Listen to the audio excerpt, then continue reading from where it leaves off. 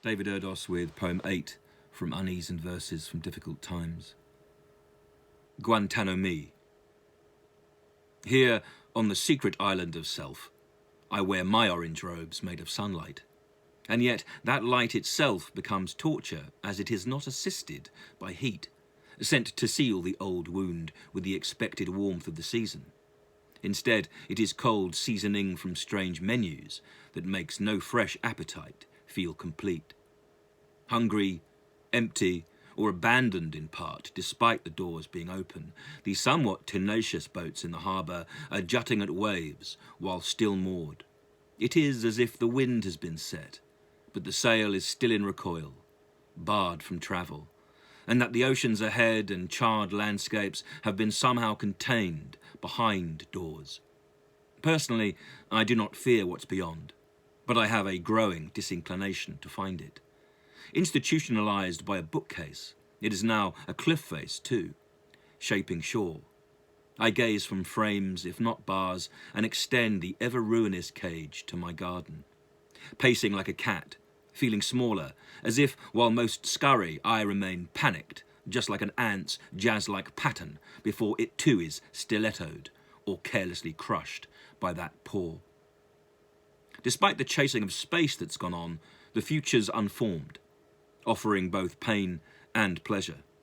But the present for now is a sentence that those unable to speak or write will still serve, as the secret sins of that base and that place between morals finds form or echo in a version of truth made absurd.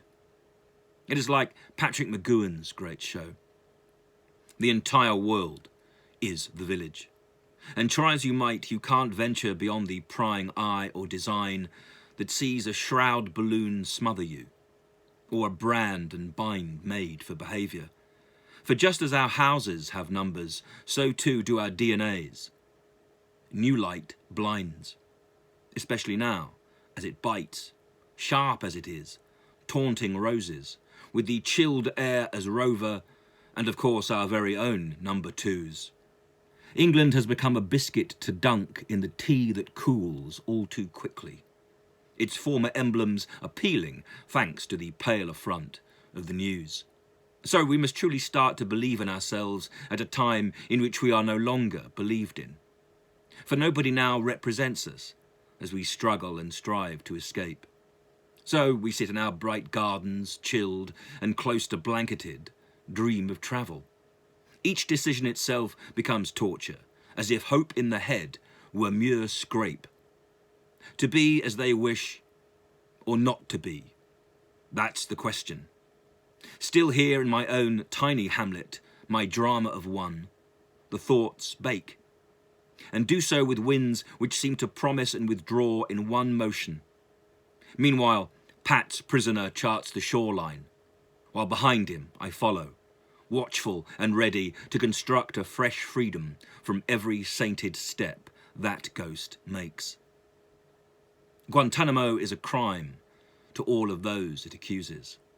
Guantanome's a crime also, but by whom or what was it made?